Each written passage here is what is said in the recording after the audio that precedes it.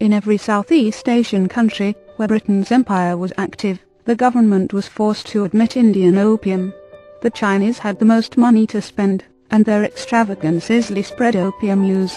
Opium was expensive to bring to market, but China had such a large wealthy ruling class that there were enough customers who could afford to buy and use the drug on a regular basis. The British East India Company had found a way to correct the tea trade imbalance. Today we often dismiss the crimes of the past as simply being the way things were. The British and American traders, however, should not be dismissed so lightly. They were not ignorant of what sort of substance they were selling. They knew it was a poison. They knew it was addictive. For by 1836 China imported enough opium to make the drug the largest revenue-producing commodity in the world. It enriched a handful, while destroying the social and political structure of China. By this time the drug merchants included Americans. The great motivator, greed, was as powerful to Boston's blue bloods as it was to the English. This greed is the reason the drug trade continues today, and why the Western world, specifically America and Europe, is experiencing a drug epidemic. Ironically, it is the former victims of American and European colonialism that are now exporting the drugs to their ex-colonial overlords. 242 From the sacred to the profane. The British and American traders who took part in what was called the China trade often had little the Chinese were willing to buy. The Chinese wanted silver and raw Indian cotton, and America and Europe wanted tea. An exception to the rule was ginseng. America's ginseng, produced in New England and the Appalachian region, was regarded as an aphrodisiac in China. But the market for ginseng was too small to balance America's demand for tea. There were two alternatives. The first was opium. The Chinese were already consumers of opium for almost 1,000 years, but they had brewed it into tea. Like many other natural drugs, the opium tea did not cause the debilitating effects that opium smoking and opium derivatives caused. Similarly, the effect of chewing cocoa leaves on the Andean population of South America had some negative side effects, but nothing like the damage caused by addiction to the refined version of the plant, cocaine. In both cases the refinement of a natural plant created a substance that caused addiction. The Europeans created the opium addiction. Shortly after discovering the pleasures of tobacco in the American colonies, the Dutch brought the new commodity to China. The Dutch most likely introduced both tobacco and opium smoking. The horrors of addiction quickly became known to the Chinese.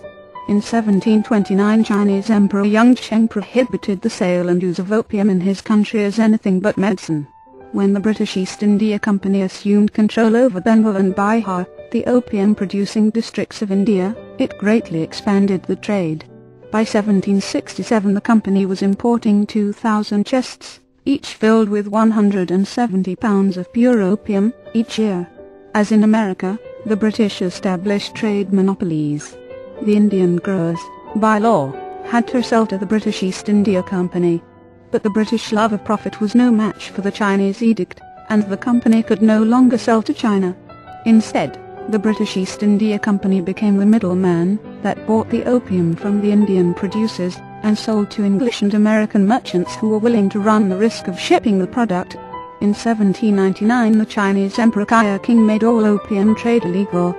This very act most likely served to increase the profits that were the Opium Brotherhood 243 made in the trade, as both the price of opium and the amount consumed increased. The British Levant Company, another nationally chartered business syndicate, purchased half the Turkish opium crop and brought it to Europe, where it was sold as medicine. British and American ships participated in the trade by carrying goods that were attractive to Turkey and India, like tin, lead, and wool.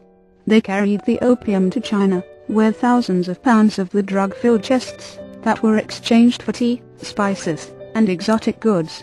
Another product the Chinese wanted was fur. This provided a lever for the Americans to lift the British monopoly on the China trade. John Jacob Astor's ships were among the first to sail to the Pacific Northwest, where they harvested the coats of seals and otters. Although the native tribes had hunted the wildlife for centuries, it took only a few years for the hunting to drive the populations to the point of near extinction. This, in turn, made the hunt more expensive. America as a nation did not sanction the buying and selling of opium, but it did not forbid it either. The American participants in this trade did nothing illegal as far as their own country was concerned. They were, however, breaking Chinese law, as it was illegal to distribute opium there. Like the British, the Americans could rely on their country to invoke protective policy when China attempted to enforce its law. Both Britain and the United States maintained a naval presence to protect their commerce. China, which had no navy, was unable to enforce its laws on its coastline. British and American traders took advantage by occupying Asian islands, where they kept warehouses. Without ships or a coast guard, China could not approach the islands. Just in case of the unlikely inspection by a Chinese mandarin assigned to customs duty, the opium was usually kept aboard floating warehouses, ships that would not make voyages, but simply float off the coasts of the occupied islands. From these warehouse ships Chinese merchants bought opium and smuggled it into Canton or the interior of China. Remarkably, the opium trade was officially prohibited by the British government, but the prohibition was ignored as the government-chartered British East India Company profited from the trade. The 244th and the sacred to the profane partners of the company were the elite of a nation that could simply outlaw competition and disregard the country's own laws.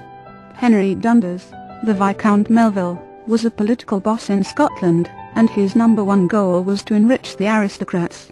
In Scotland he restored the lands of the nobles. In the United Kingdom he started the Scottish control over the British East India Company, which had no Scottish directors prior to the 18th century. Dundas served as president of the company's board from 1793 to 1801. Outside the British Isles he interfered with business from America to Asia. He wrote the blueprint for opium trade with China, and in 1809 was the head of the Board of Control of India. He stocked the Indian subcontinent with friends, or Scots who governed Britain's crown jewel. The Chinese laws could not be changed, but they could be rendered insignificant by circumventing the restrictions. Dundas' cronies used country ships carrying opium bought from British India, which were accompanied and protected by British East India Company ships. The company would buy tea with the proceeds from the opium sales. The company allowed Americans into the marketplace, and English bankers often assisted them in financing the voyages. The Dundas family was steeped in masonry, and the tradition carries into later times. Thomas Dundas, the 2nd Earl of Zetland, became Grand Master in 1844, and remained in that post until 1870. The Dundas clan brought masonry to Hong Kong, and the first lodge in that city, chartered in 1846, was named for the lodge in England. The Zetland Lodge No. 525. Lords and drug lords. At the same time that England defended its right to distribute opium in China, it took to restricting the drug business at home. The government began monitoring the pharmaceutical houses that were expanding the use of opium in Europe. England went to war twice to protect the illegal trade conducted by the country's elite. The 1,000% profit was enough to entice the country to protect the illegal trade. In the Opium Brotherhood 245, the 19th century, the drug lords of Britain were the Jardines, the Mathesons, and the Sutherlands or Scots ushered into prosperity thanks to Dundas. These families built dynasties that are still in power today, while millions of Chinese became addicted to opium. 5 The first families of the opium trade joined together in small partnerships.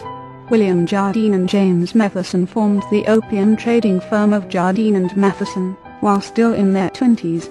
Opium was their prime business, and they published regular newsletters called the Opium Circulars, which gave information about the drugs markets and prices. A Brit posted in East Asia could pick up a newspaper anywhere from Patna to Singapore to get the current opium prices for Bengal and Patna opium.